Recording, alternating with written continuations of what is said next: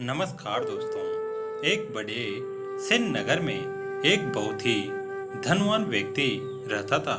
उसके घर पर सुख सुविधाओं का अंबार लगा हुआ था। किसी चीज की कोई कमी नहीं थी। सारा जीवन उसने पैसा कमाने में लगा दिया। बहुत सारा पैसा कमाया। पैसा कमाने के चक्कर में भगवान की भाव भक्ति भी करना छोड़ दिया। भगवान नाराज न हो इसलिए उसने अपने ही घर में एक मंदिर की स्थापना कर दिया।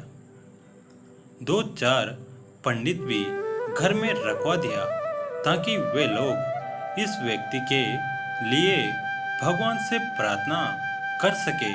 कुछ साल बाद संयोगवश उसके धंधे में कोई कमी आ गई, इसलिए जिंदगी भर के कमाई दौलत डूबने के करीब आ गई थी। वह व्यक्ति अब व्याकुल हो रहा था। उसे करोड़ों का घाटा लग रहा था।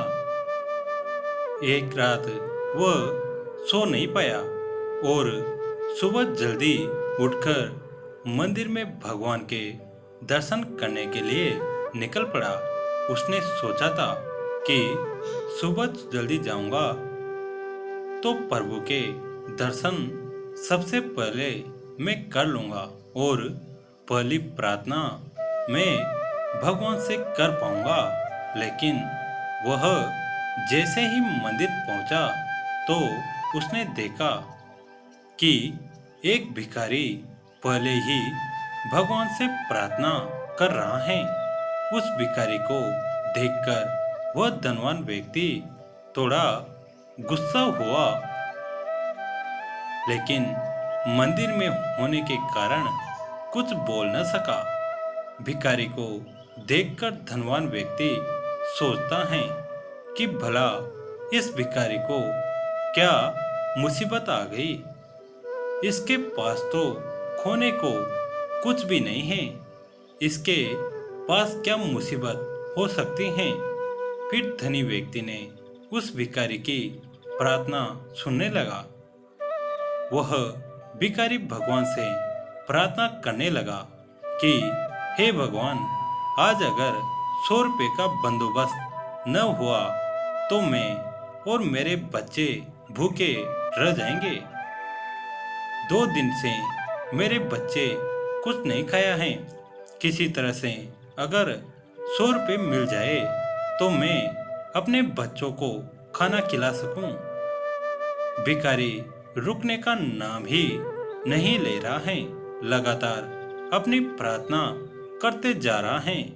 यह देखकर धनी व्यक्ति झल्लाते हुए अपनी जेब से 100 रुपये निकालकर उस भिखारी को देते हुए और प्रभु की तरफ मुक्ति होकर बोला कि प्रभु, इन भिखारियों की तो आदत है ऐसे गिड़गिड़ाने की। आप इनकी बातों का ध्यान न दे। मेरी मुसीबत इससे बड़ी है।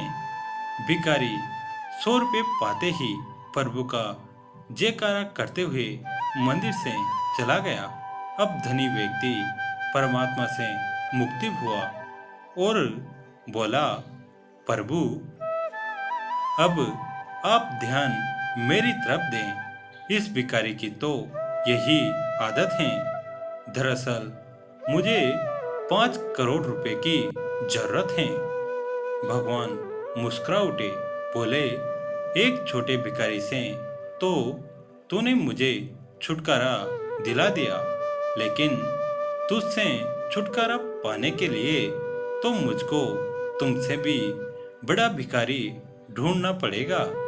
तुम सब लोग यहाँ कुछ न कुछ मांगने ही आते हो। कभी मेरी जरूरत का भी ख्याल आया है? धनी व्यक्ति आश्चर्यचकित हुआ, बोला, प्रभु, आपको क्या चाहिए? भगवान बोले, प्रेम, मैं भाव का भूखा हूँ। मुझे निस्वार्थ प्रेम व समर्पित भक्त प्रिय है। कभी इस भाव से मुझ तक आओ, फिर तुम्हें कुछ मांगने की आवश्यकता ही नहीं पड़ेगी।